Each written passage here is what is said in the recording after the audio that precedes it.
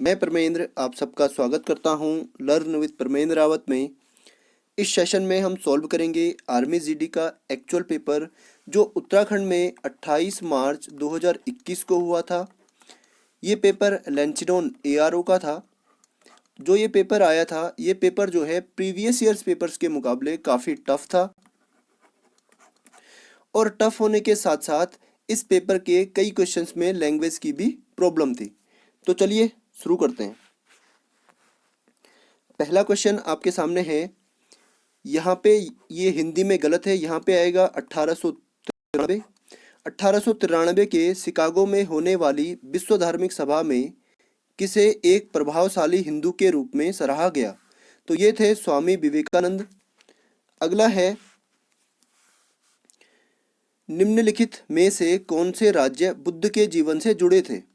अगर आप इस क्वेश्चन को हिंदी में पढ़ते हैं तो इसके दो आंसर निकलते हैं, ऑप्शन नंबर सी और ऑप्शन नंबर बी, मगध और कौशल। मगध जो है ये गौतम बुद्ध की शिक्षाओं से जुड़ा हुआ था, जबकि जो कौशल था यहाँ के जो राजा थे प्रसेनजित, ये गौतम बुद्ध के शिष्य थे।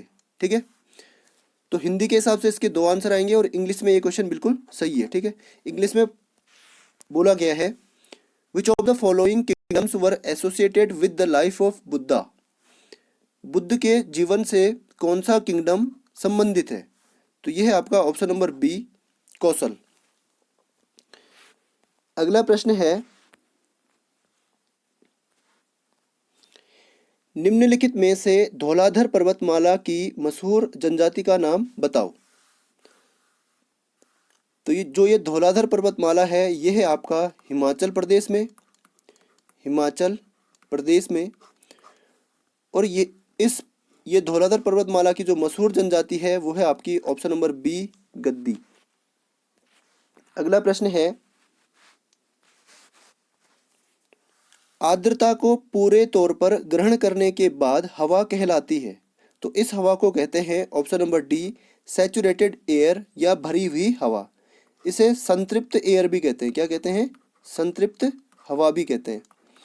अगला है, मीनाबक्कम राष्ट्रीय हवाई अड्डा है, तो ये है आपका चेन्नई में। अगला प्रश्न है,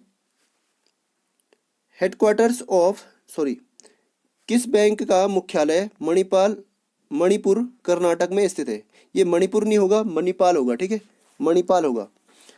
ये हिंदी में गलत है, इंग्लिश में ये क्वेश्चन सही है, तो आप इंग्लिश में पढ़िए।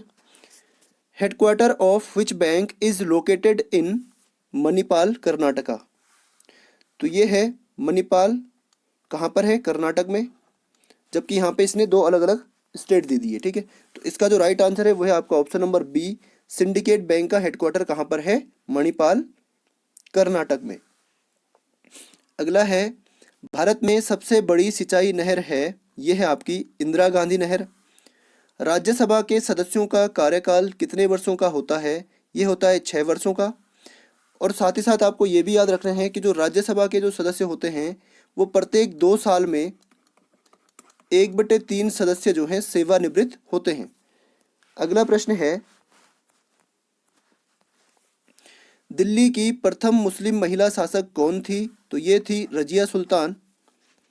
अगला प्रश्न है,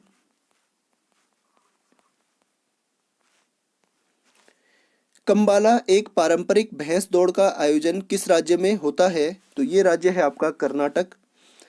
भारत का सबसे महत्वपूर्ण यूरेनियम खदान में है, कहाँ है? तो ये है आपका जादूगोड़ा में। ये जादूगोड़ा नहीं होगा, गोड़ा होगा। और ये जादूगोड़ा कहाँ पर है? झारखंड में। जादूगोड़ा है आपका झारखंड में। अगला प्रश्न है, लाल बहादुर शास्त्री राष्ट्रीय शासन एकेडमी कहाँ स्थित है? तो ये है आपकी देहरादून में, देहरादून उत्तराखंड में, उत्तराखंड में।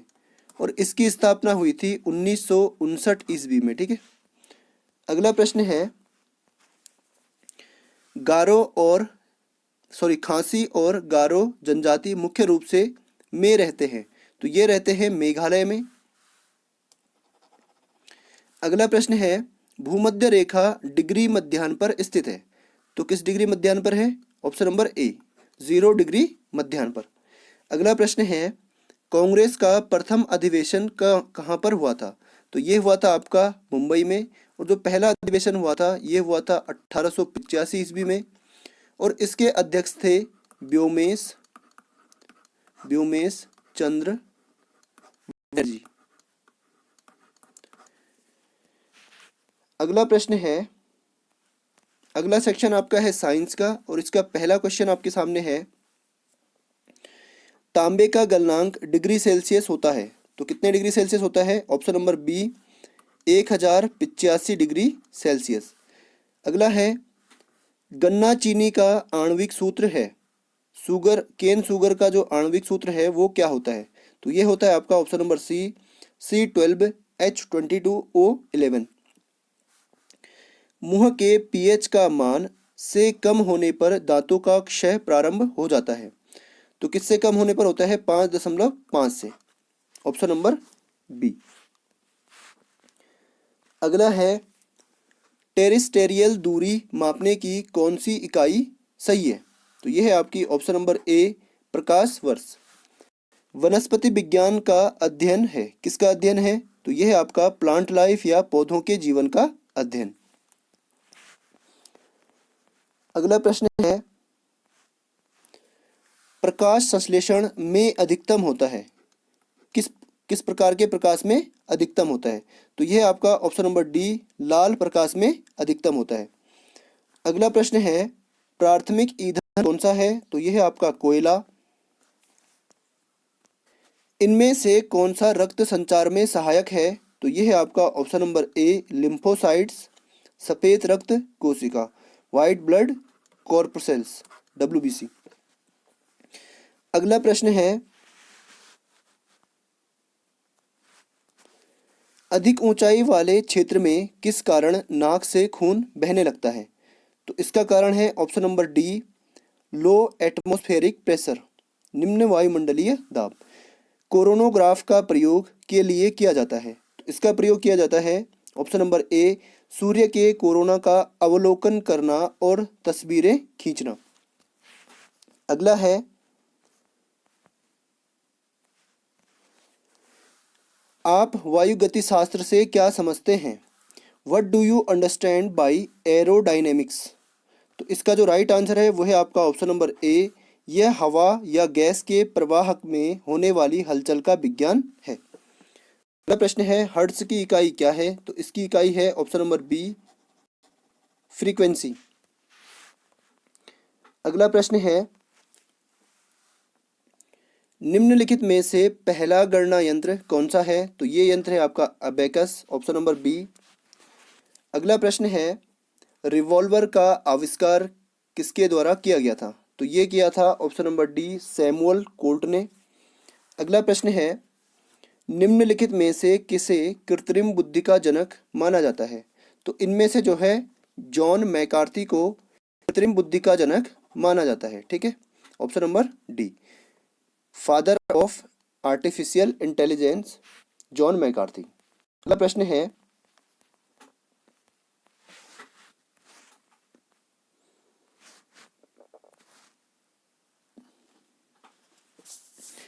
अगला सेक्शन आपका मैथ का है। ये वाला क्वेश्चन जो है हिंदी में थोड़ा सा गलत है, ठीक है। तो आप इंग्लिश में इस क्वेश्चन को पढ़िए। A motor boat takes 2 hours to travel a distance of 9 kilometre down the stream and it takes 6 hours to travel the same distance against the current. The speed of the boat in still water and that of the current respectively are. ये बोल रहा है कि जो motor boat है वो 2 घंटे लेती है धारा की दिशा में 9 किलोमीटर जाने में, ठीक है। 9 किलोमीटर जाने में 2 घंटे लेती है, और धारा की विपरीत दिशा में जब वह जाती है तो उसे 6 घंटे लगते हैं उतनी ही दूरी को तय करने में, ठीक है।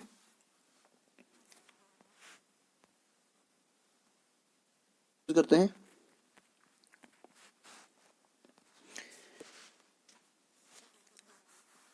सबसे पहले हमें यहाँ पे कुछ मानना पड़ेगा। जैसे नाव की चाल मान लो, माना नाव की चाल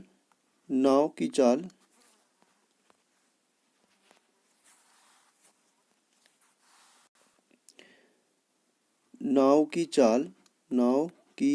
चाल बराबर है x किलोमीटर पर आवर, और धारा की चाल हमने मान ली है y किलोमीटर पर आवर। ठीक है, तो इसमें दो कंडीशंस हैं। पहली कंडीशन इसमें है धारा की दिशा में, जब नाव जो है धारा की दिशा में जाती है, तो इस कंडीशन में यहाँ पे हम निकालते हैं इनकी सापेक्षिक गति या रिलेटिव स्पीड। सापेक्षिक गति, या इसको हम बोलते हैं रिलेटिव स्पीड।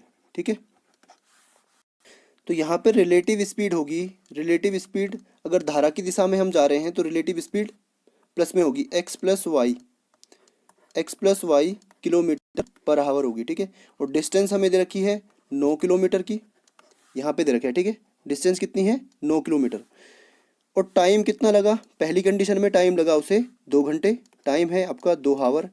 तो स्पीड बराबर क्या होता है, चाल बराबर होता है दूरी बटे समय, स्पीड बराबर डिस्टेंस अपॉन टाइम। तो इस फॉर्मूले में हम वैल्यू रखेंगे, तो रिलेटिव स्पीड की जगह हम लिखेंगे रिलेटिव स्पीड। तो ये कितनी है x प्लस वाई बराबर कितना है, x प्लस वाई, डी कितना है 9, और टाइम कितना है 2, तो 2 से कटेगा 9 कितनी बार, 2 चौको 8 और 2 पंजे 10, 4.5। तो x प्लस वाई बराबर कितना आ गया 4.5। ये तो हो गई आपकी पहली समीकरण। ठीक है, उसके बाद धारा के विपरीत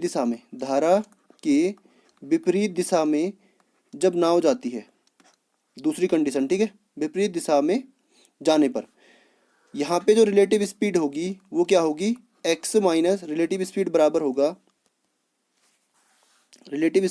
होगी x माइनस वाई। ठीक है, y किलोमीटर पर आवर, और डिस्टेंस तो हमें कितनी है, डिस्टेंस तो सेम है, उसने खुद ही बोला है कि उतनी ही दूरी। ठीक है, तो d होगा आपका 9, और टाइम कितना लगा इस बार टाइम आपको लगा 6 घंटे। यहाँ पे देखो, जब वो विपरीत दिशा में जाती है तो उसे 6 घंटे लगते हैं। ठीक है, तो इस फॉर्मूले में अब मान रखिए स्पीड बराबर क्या होता है, distance upon time. Relative speed आपकी है x माइनस वाई बराबर डिस्टेंस आपकी है 9, और टाइम आपको लगा 6 घंटा। 3 से कट गया 3 बार, 3 से कट गया 2 बार, तो 2 से 3/2 का मतलब होता है 2 से कटा 3 एक बार, और बचा 1.5। तो x माइनस वाई बराबर कितना आ गया 1.5। ये हो गई आपकी दूसरी समीकरण। अब पहली समीकरण प्लस दूसरी समीकरण, पहली व दूसरी समीकरण को जोड़ने पर। ठीक है, तो इन दोनों को ऐड करेंगे तो x प्लस वाई बराबर होगा 4.5, x माइनस वाई बराबर होगा 1.5। इन दोनों को ऐड करेंगे तो y से y कट जाएगा, यहाँ बचेगा आपका 2x, x प्लस एक्स बराबर 2x, यहाँ होगा 5 और 5 10, हासिल 1, 4 और 1 5 और 1 6। तो 2x बराबर कितना आ गया, 2x बराबर है आपका 6, x बराबर आपका होगा 6/2, 2 से कट गया कितनी बार 3 बार, तो x की वैल्यू कितनी आ गई 3। तो जो धारा की गति है वो तो आ गई आपकी 3। अब हमें चाहिए, सॉरी, जो नाव की गति है वो 3 आ गई, अब हमें चाहिए धारा की गति। तो x का मान हम रखेंगे किसी भी समीकरण में रख लो, इसमें रख लो समीकरण 1 में। एक क्या है समीकरण x प्लस वाई, समीकरण 1 है x प्लस वाई बराबर 4.5। तो x की वैल्यू कितनी है 3, यहाँ पे रखेंगे 3, y बराबर 4.5। अब y बराबर कितना होगा, इसको पक्षांतर करिए, 4.5 माइनस 3, तो 4.5 में से 3 माइनस करेंगे तो हमें y की वैल्यू पता चल जाएगी। ठीक है, तो यहाँ पे मैं लिख रहा हूँ इसको 4.5 माइनस 3, तो यहाँ पे एक दशमलव के बाद एक जीरो लगाएंगे, 5, 4 में से गया 1, तो कितना आया 1.5। तो y की वैल्यू आ गई 1.5। ठीक है, तो 3 और 1.5 जिसमें होगा वही आपका आंसर है। ऑप्शन नंबर सी इसका बिल्कुल सही है। चलिए अगला प्रश्न है, तो आपको पेपर में क्या करना है, ऐसे जो टफ क्वेश्चन है, जो लंबे क्वेश्चन है जिनका सॉल्यूशन थोड़ा बड़ा है, उनको आपको लास्ट में छूना है। ठीक है, पहले आपको इजी वाले क्वेश्चन करने हैं। तो ये क्वेश्चन काफ़ी लंबा था तो इसको आप छोड़ सकते थे। ठीक है, अगला है, एक त्रिभुज की परिधि 600 मीटर है। कोई त्रिभुज है, ठीक है, ए बी और सी, उसकी परिधि 600 मीटर है। यदि अनु यदि भुजाओं का अनुपात, ये जो रेशियो है हिंदी में थोड़ा सा मिसप्रिंट है, इंग्लिश में ठीक है। The ratio of sides is, इनका जो रेशियो है वो क्या है, 12:13:15 है।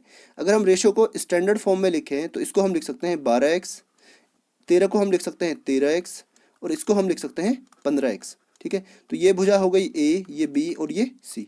ठीक है, तो यहाँ पे मैं भुजाओं की जगह मैं लिख रहा हूँ इनका मान 12x, यहाँ पे 13x, यहाँ पे मैं लिख रहा हूँ 15x। ठीक है, अब जो परिधि होती है वो क्या होती है, त्रिभुज की परिधि क्या होती है, तीनों भुजाओं का योग। और तीनों भुजाएं क्या हैं, 12x plus 13x plus 15x। ठीक है, तीनों भुजाओं का योग कितना है, ये तीनों भुजाओं का योग क्या होता है, परिधि होती है, और परिधि हमें दे रखी है 600। तो तीनों भुजाओं का योग बराबर 600। तो इन तीनों को ऐड करिए, 15 और 13 कितना होगा 28, 28 और 12 40, तो 40x बराबर कितना है 600। तो x की वैल्यू कितनी आएगी 600/40, इसको पक्षांतर करेंगे, 1 0 से 1 0 कट गया, 4 से 60 कटेगा 15 बार, 4 एकम 4 बचा 2 0, 4 पंजे 20, 15 बार। ठीक है, तो x की वैल्यू कितनी आ गई 15। अब इसने पूछा क्या है, इसने पूछा है सबसे लंबी भुजा ज्ञात करो। तो इसकी सबसे लंबी भुजा कौन सी होगी, 15x वाली है ना, ये वाली होगी। तो यहाँ पे x का मान रखिए 15 गुणा x का मान कितना है 15, तो 15 गुणा 15 कितना होता है 225। ऑप्शन नंबर ए इसका सही होगा। अगला प्रश्न आपका है, एक व्यक्ति, ये वाला क्वेश्चन जो है इंग्लिश में भी और हिंदी में भी गलत दे रखा है। ठीक है, तो इसको आप पढ़ के कोई फ़ायदा है नहीं, मैं आपको इसको बताता हूँ कि इसका क्वेश्चन जो बनेगा वो कैसे बनेगा। इसका क्वेश्चन होना था 320 आमों के क्रय मूल्य पर 400 आमों को बेचा जाता है। ठीक है, या बेचता है। एक व्यक्ति जो है 320 आमों के क्रय मूल्य पर 400 आमों को बेचता है। ठीक है, ये होना था क्वेश्चन। तो इसको जो करने का तरीका होता है, इसमें जो है ये क्या है 320 आम क्या किए, क्रय किए, तो इसको लिखेंगे 320, क्रय मूल्य की जगह में मैं लिख रहा हूँ CP, बराबर होगा 320 आमों का जो क्रय मूल्य होगा वो बराबर होगा 400 आमों के विक्रय मूल्य के SP। ठीक है, अब इसको पक्षांतर करिए, जो ये CP और SP है इनको एक साइड, और जो ये नंबर्स हैं इनको एक साइड। ठीक है, तो CP बटे में आएगा SP बराबर, यहाँ पे 400 था तो इसके बट्टे में जाएगा 320। ठीक है, 1 0 से 1 0 कट गया, 5 से 40 कट गया, सॉरी 8 से 40 कट गया 5 बार, और 8 से 32 कट गया 4 बार, 8 चौको 32। तो CP अपॉन SP का मान कितना आ गया 5/4। अब यहाँ पे कौन बड़ा है, CP बड़ा है या SP, यहाँ पे CP बड़ा है, इसका मतलब यहाँ पे क्या होगा, हानि होगी। तो हानि बराबर होगा, हानि कितनी हुई 5 में से 4 गया, हानि बराबर 5 - 4 बराबर 1, 1 की हानि हुई, और हानि किस पे हुई 5 पे। तो हानि प्रतिशत बराबर होगा, हानि प्रतिशत बराबर होता है हानि लॉस बटे CP गुणा 100। ठीक है, तो हानि कितनी है, हानि है यहाँ पे 1 की, और CP कितना है 5 गुणा 100, तो ये हानि प्रतिशत आएगा, लॉस प्रतिशत गुणा 100, 5 से कटेगा 20 बार, तो 20% की यहाँ पे क्या हो रही है, हानि हो रही है। ठीक है, प्रश्न है,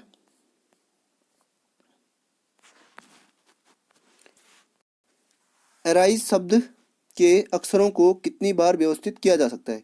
इस क्वेश्चन में भी थोड़ा सा ये क्वेश्चन पूरा नहीं है, इसमें ऑप्शन के हिसाब से जो इसका यहाँ पे और होना चाहिए थी, एक और लाइन होनी चाहिए थी कि इनकी जो अक्षरों की जो है पुनरावृत्ति, जब अक्षरों की पुनरावृत्ति ना हो।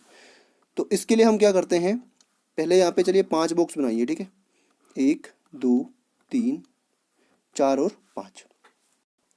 अब देखिए टोटल कितने अल्फ़ाबेट है 5, तो यहाँ पर 5 अल्फ़ाबेट को हम 5 लिख सकते हैं। ठीक है, अब 5 में से हमने एक तो लिख लिया, अब कितने अल्फ़ाबेट बचे 4, तो एक को हमने हटा दिया।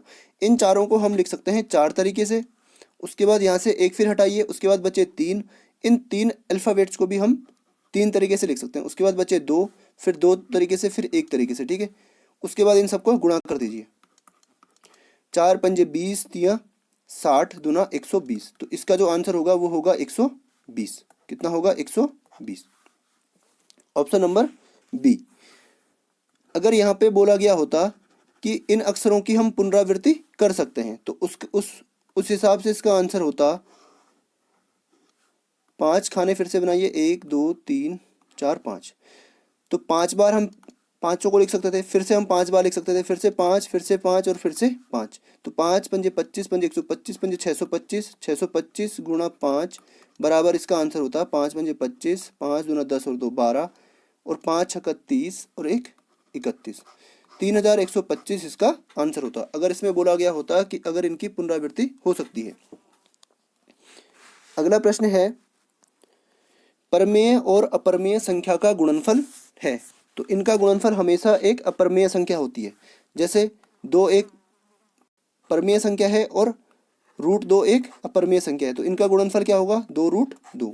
जैसे 3 गुणा √7 है, तो इनका गुणनफल क्या होगा? 3√7। तो ये भी क्या होगा? एक अपरमेय संख्या होगी। अगला प्रश्न है ऑफ का मतलब होता है का। तो यहाँ पे मैं सीधा सीधा सोल्व कर रहा हूँ। 30% जैसे ही हटाएंगे तो बट्टे में लगेगा 100 गुणा इन दोनों को हम ऐड करेंगे तो कितना आएगा? 15 और 6 2100। ठीक है, अब यहाँ पे हो गया 30/100 गुणा 2100। 2 जीरो से 2 जीरो कट गए, 21 दिया 63, 630 इसका सही उत्तर होगा। अगला प्रश्न है, ये वाला प्रश्न भी जो है हिंदी में गलत है। ठीक है, तो इंग्लिश में पढ़ते हैं।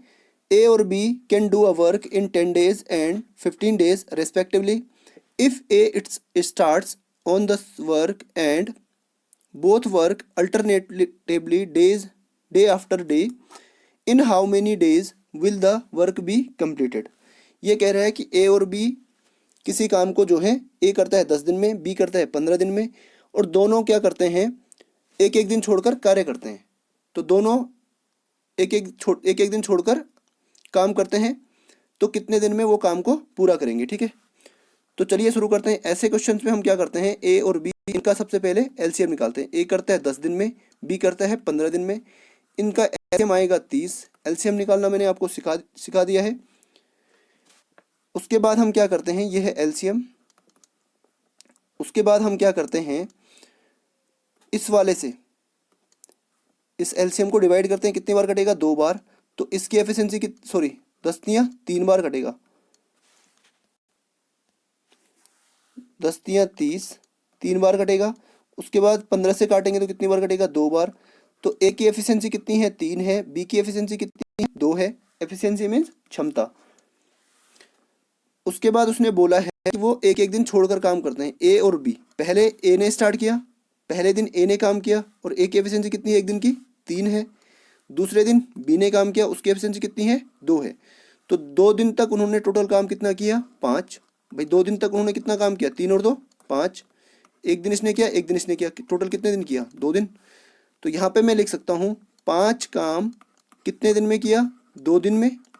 ठीक है, एक काम कितने दिन में करेंगे? एक काम करेंगे 2/5 दिन में।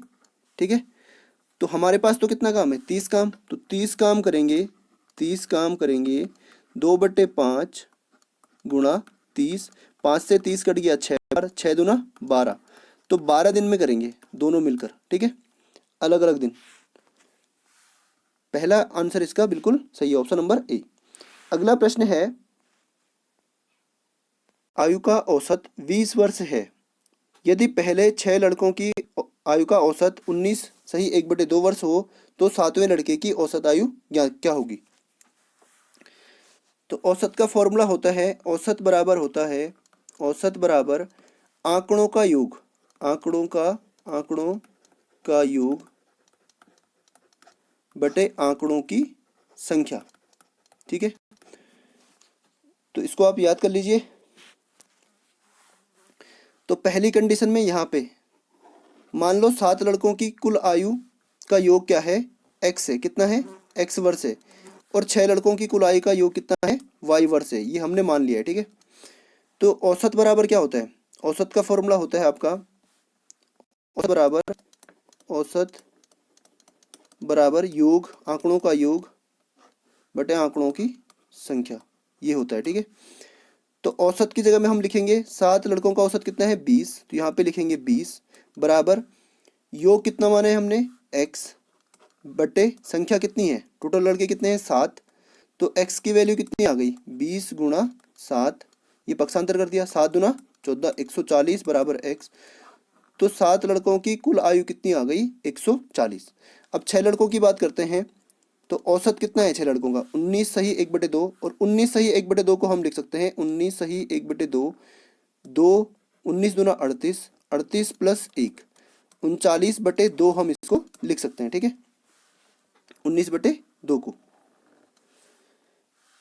तो इनका औसत कितना है 19/2, तो औसत की जगह में हम लिख रहे हैं औसत 19/2 बराबर हमने इनका योग कितना माना है y बटे संख्या कितनी है, कितने लड़के हैं 6। तो अब इसको पक्षांतर करिए, y बराबर होगा 19/2 गुणा 6, ये भाग में था यहाँ जाएगा गुणा में, 2 से कट गया 6 कितनी बार 3 बार, सॉरी 39 था ये 39/2 3 बार। तो अब 39 गुणा 3 बराबर कितना होगा, तो y बराबर होगा 3 नंबर 27, 3 तिया 9 और 2 11, तो y का मान कितना आ गया 117, x का मान कितना है 140। तो अगर हम 7 लड़कों की कुल आयु में से 6 लड़कों की कुल आयु घटा दें तो 7वें लड़के की आयु हमें पता चल जाएगी, ठीक है। तो 7वें लड़के की आयु बराबर होगा 140 माइनस 117, 10 में से 7 गया 3, 4 में से 1 गया, सॉरी 3 में से 1 गया 2, तो 7वें लड़के की आयु कितनी आएगी 23 वर्ष, ऑप्शन नंबर डी। अगला है, ये रीजनिंग का क्वेश्चन है, इसमें क्या हो रहा है 5 गुणा हो रहा है, ठीक है गुणा 5, 5 पंजे 25, फिर से गुणा 5, तो फिर से गुणा 5 करेंगे, 5 पंजे 25, 5 पंजे 25 और 2 5 पंजे 25, सॉरी 5 पंजे 25, 5 दूना 10 और 2 12, 5 एकम 5 और 1 6, तो कितना आएगा 625, ऑप्शन नंबर डी। अगला प्रश्न है,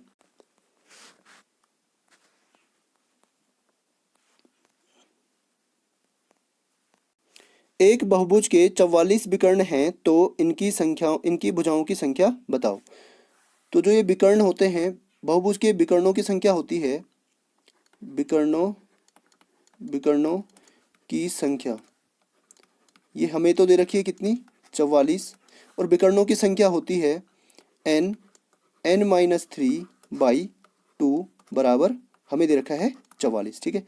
तो इस फॉर्मूले में हम क्या करेंगे, इसको थोड़ा छोटा करते हैं, फॉर्मूला होता है n-3/2 बराबर हमें दे रखा है इसके जो विकर्ण है वो कितने दे रखे हैं 44। तो इस फॉर्मूले में हम ऑप्शन से पुट करेंगे वैल्यू, ठीक है। तो इसकी जो वैल्यू बैटरी है वो बैटरी है ऑप्शन नंबर सी की 11 की, तो इसमें 11 रखते हैं, ठीक है। एन की जगह में रखिए 11, 11 गुणा 11 ऋण 3/2 बराबर 44, तो बराबर में कितना आना चाहिए हमारा 44, इसको सॉल्व करके, ठीक है तभी ये सेटिस्फाई होगा।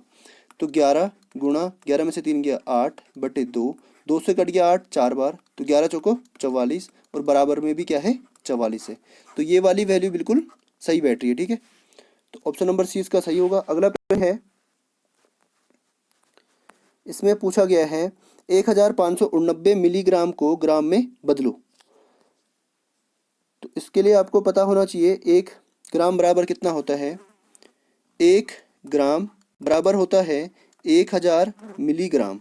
इसको हम उल्टा भी लिख सकते हैं, 1000 मिलीग्राम बराबर 1 ग्राम, तो 1 मिलीग्राम बराबर कितना होगा 1/1000 ग्राम, और हमारे पास कितने मिलीग्राम है 1589, तो 1589 मिलीग्राम हमारे पास हैं, 89 मिलीग्राम बराबर होगा 1/1000 गुणा 1589 ग्राम। तो इसको इससे डिवाइड करिए, कितने जीरो हैं एक के बाद 3, तो कितने अंकों से पहले दशमलव लगेगा 3, 1 2 और 3, तो 1.589 ग्राम, ऑप्शन नंबर बी इसका सही होगा, ठीक है ऑप्शन नंबर बी। अगला प्रश्न है, दो संख्याओं का अंतर 2 है, उनके वर्गों का अंतर 28 है, तो योग ज्ञात करो। मान लो दो संख्याएं हैं x और y, उनका अंतर मतलब होता है घटाना, डिफरेंस। x माइनस वाई की वैल्यू दे रखी है हमें कितनी, 2। दूसरा उसने दिया है उनके वर्गों का अंतर। अब इन संख्याओं के वर्ग करते हैं, X square minus Y square का अंतर है 28, ठीक है। अब आगे उसने बोला है उनका योग ज्ञात करो। तो इसके लिए आपको एक फॉर्मूला याद होना चाहिए, ए स्क्वायर माइनस बी स्क्वायर बराबर होता है ए प्लस बी इंटू इंटू ए माइनस बी। ये फॉर्मूला आपको याद होना चाहिए, ठीक है, ये वाला फॉर्मूला। तो यहाँ पे वैल्यू रखते हैं, ए की जगह में है एक्स, बी की जगह में है वाई। तो X X square minus Y square की वैल्यू क्या होगी, X plus Y A plus B, और एक्स माइनस वाई मतलब ए माइनस बी बराबर होगा 28। और एक्स माइनस वाई की वैल्यू कितनी है, 2। तो यहाँ पे रखिए एक्स प्लस वाई गुणा 2 बराबर 28। और एक्स प्लस वाई का मान आएगा 28/2। 2 से कटेगा कितनी बार, 14 बार। तो एक्स प्लस वाई की वैल्यू आ गई आपकी 14। Option number D. अगला प्रश्न है, यदि कोई घटना घटित नहीं हो सकती तो इसकी संभावना क्या होगी। तो जब कोई घटना घटित ही नहीं होगी तो उसकी संभावना कहाँ से होगी, है ना। तो इसका आंसर है ऑप्शन नंबर सी। अगला प्रश्न है, एक बल्लेबाज 12वीं पारी में 63 रन बनाता है जिसके कारण उसका औसत 2 वर्ष बढ़ जाता है। 12वीं पारी के बाद का नया औसत ज्ञात करो। तो जो ये वाला क्वेश्चन है, ये वाला क्वेश्चन थोड़ा ठीक ठाक है, तो आप ध्यान से देखना। 12वीं पारी में बनाए उसने 63 रन, हमें यहाँ पे मानना पड़ेगा, ठीक है। मान लो उसने 11 पारियों में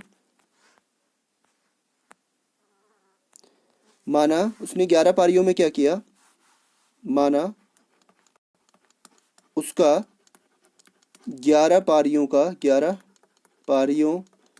का औसत कितना है, एक्स है, ठीक है। 11 पारियों का औसत कितना है, एक्स है। तो 11 पारियों का योग क्या होगा, औसत बराबर क्या होता है, औसत बराबर होता है योग बटे संख्या, कुल संख्या। तो पारियां कितनी है, 11। तो योग के जगह में मान लो हम क्या मान लेते हैं, योग के जगह में चलो योग ही रहने दो, और संख्या है 11, और औसत कितना माने हमने, x। तो योग कितना होगा, योग बराबर होगा x गुणा 11 मतलब 11x। तो 11 पारियों का योग कितना हो गया, 11x, ठीक है। तो टोटल योग है 11x। अब 12वीं पारी में उसने बनाए 63 रन, ठीक है। टोटल कुल योग हो गया इतना 12 पारियों का। और 12 पारियों का औसत क्या होगा, 12 पारियों का औसत होगा, ये मैं आपको बेसिक से बता रहा हूँ क्योंकि क्वेश्चन थोड़ा सा अच्छा है, ठीक है। योग होगा 11x प्लस 63, कुल योग तो ये है। तो औसत क्या होगा, टोटल कितनी पारियां हैं, 12, योग बटे संख्या। तो औसत कितना हो गया, इतना, ठीक है। और औसत कितना बढ़ गया, 12वीं पारी के बाद 2 बढ़ गया। जबकि इसके हिसाब से क्या है औसत, पहले औसत हमने कितना माना था 11 पारियों का, x, और अब 12 पारियों का औसत क्या हो गया, x प्लस 2। तो ये भी 12 पारियों का औसत है और ये भी क्या है, 12 पारियों का औसत है। तो इसको हम लिख सकते हैं 11x प्लस 63/12 बराबर होगा औसत किसके, x प्लस 2 के। अब इसको भाषांतर करिए, 11x प्लस 63, ये 12 यहाँ बट्टे में था तो यहाँ जाएगा गुणा में x प्लस 2।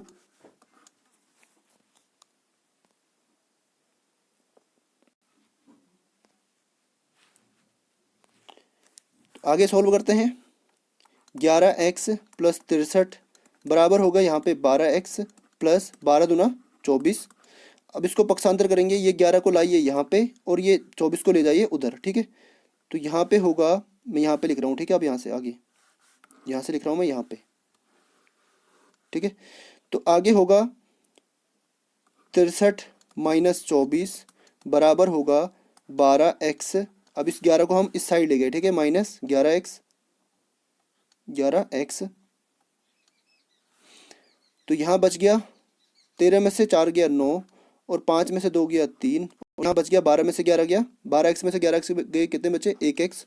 तो x की वैल्यू कितनी है, 39। तो हमें तो किसकी वैल्यू चाहिए, 12वीं पारी के बाद जो नया औसत है, तो नया औसत क्या है, x+2। तो हमें चाहिए x+2, तो x की वैल्यू है 39, x की वैल्यू कितनी है 39, तो 39+2 बराबर कितना होगा 41। तो इसका जो राइट आंसर है वो है आपका ऑप्शन नंबर बी, 41। ऐसे क्वेश्चन आपको कई बार देखने को मिलेंगे। तो इन क्वेश्चन को जो करने का तरीका है, या इसको जो आप आसानी से कर सकते हैं, उसके लिए मैं आपको एक फॉर्मूला बताता हूँ, ठीक है, या आप शॉर्ट ट्रिक उसको मान सकते हैं। तो चलिए, ये शॉर्ट ट्रिक है आपकी, लास्ट इनिंग, मैं यहाँ पे लिख रहा हूँ, ठीक है, लास्ट इनिंग इनिंग बराबर old average plus minus average change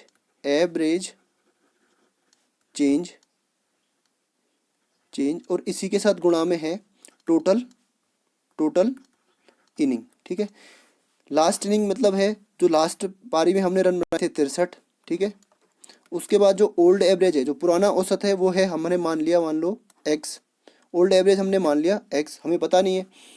फिर उसके बाद एवरेज चेंज में क्या हुआ है, वृद्धि हुई है घटा है, औसत घटा है या बढ़ा है, तो औसत 2 रन से बढ़ जाता है, तो वृद्धि हुई है तो यहाँ पे प्लस आएगा। उसके बाद एवरेज चेंज कितने का हुआ, कितने की वृद्धि हुई, 2 की। और अब कितनी पारियां हैं, जो लास्ट में पारियां हैं, टोटल कितनी पारियां हैं, 12, इसको यहाँ पे रखेंगे, ठीक है। तो x की वैल्यू आएगी 12 दूना कितना होगा 24 बराबर 63, तो 63 माइनस 24 बराबर x, इसमें से इसको माइनस करेंगे तो यहाँ पे आएगा 39, तो x की वैल्यू कितनी आ गई 39।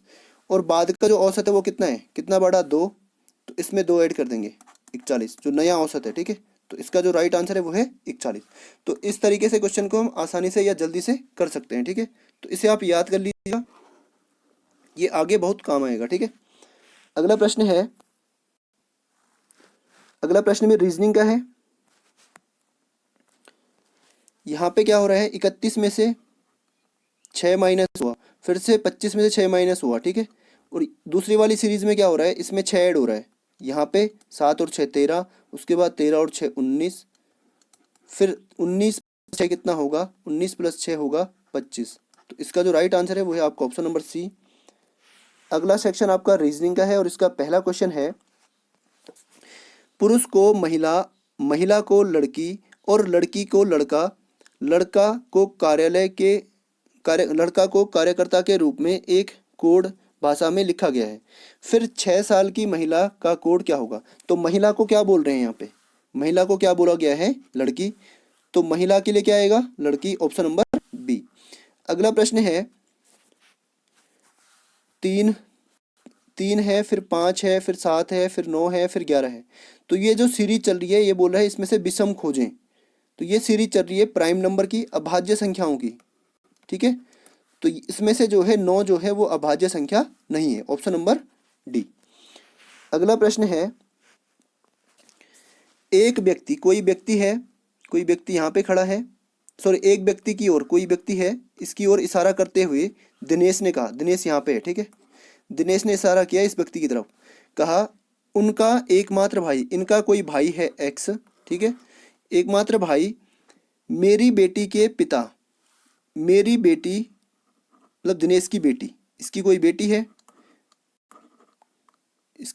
है वाई, इसकी बेटी के पिता का पिता है, इसकी बेटी के पिता का पिता है। ये जो व्यक्ति है, इनका जो भाई है, इस व्यक्ति का जो भाई है वो मेरी बेटी के पिता का पिता है, मतलब दिनेश का ये पिता है एक्स, ठीक है। तो वो क्या कह रहा है कि व्यक्ति का दिनेश से क्या संबंध होगा। तो ये दोनों भाई हैं और एक्स का लड़का दिनेश है, तो ये क्या होगा, इसका चाचा, ये जो व्यक्ति होगा ये क्या होगा, दिनेश का चाचा, ऑप्शन नंबर डी। अगला प्रश्न है,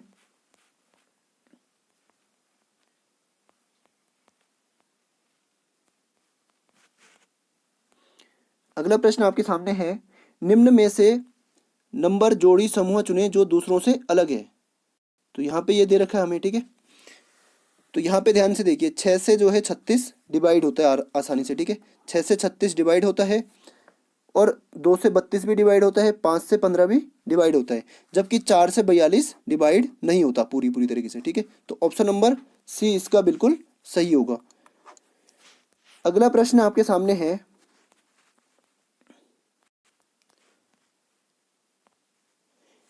एक सटीक घड़ी सुबह 7 बजे दिखाती है। जब घड़ी में दोपहर 1 बजे दिखता है तो घंटे का कांटा कितने डिग्री घूमता है। कोई घड़ी है, ठीक है, यहाँ से देखते हैं कोई अगर कुछ मिलता है हमें। कोई घड़ी है, ये घड़ी है मान लो, ठीक है, दोबारा से बनाते हैं। ये मान लो घड़ी है, ये घड़ी है, ठीक है। अब इसके अंदर लिखते हैं, ठीक है। 12, 1, 2, 3, 4, 5, 6, 7, 8, 9, 10, 11 और 12। सॉरी 11, थोड़ा ये दूर दूर लिख लिया है, यहाँ पे लिखिए 8, फिर 9, फिर 10, फिर 11। अब ध्यान से देखिए, ठीक है।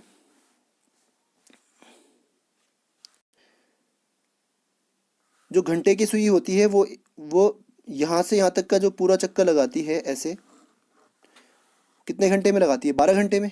इसका मतलब क्या है, 12 घंटे में घंटे की सुई जाती है 360 डिग्री, ठीक है। 1 घंटे में कितना जाएगी, 1 घंटे में जाएगी 360 डिग्री बटे 12, तो 12 से कटेगा कितनी बार, 30 बार। तो 1 घंटे में जो घंटे की सुई है वो जाती है कितना, 30 डिग्री, ठीक है। 30 डिग्री का कोण तय करती है। तो वो कहाँ से, सुबह कितने बजे थे, 7, तो 7 बजे से वह 1 घंटा, 8, 1, 9, 2, 3, 4, 5, 6, तो कितने घंटे गई वो, 6 घंटे। सुबह से जो घंटे की सुई थी वो 1 बजे तक, 7 बजे से 1 बजे तक कितने घंटे गई, 6 घंटे। तो 6 घंटे में कितना कितना डिग्री जाएगी, 6 घंटा बराबर 30 गुणा 6 बराबर 180 डिग्री। तो ये था आर्मी जीडी का एक्चुअल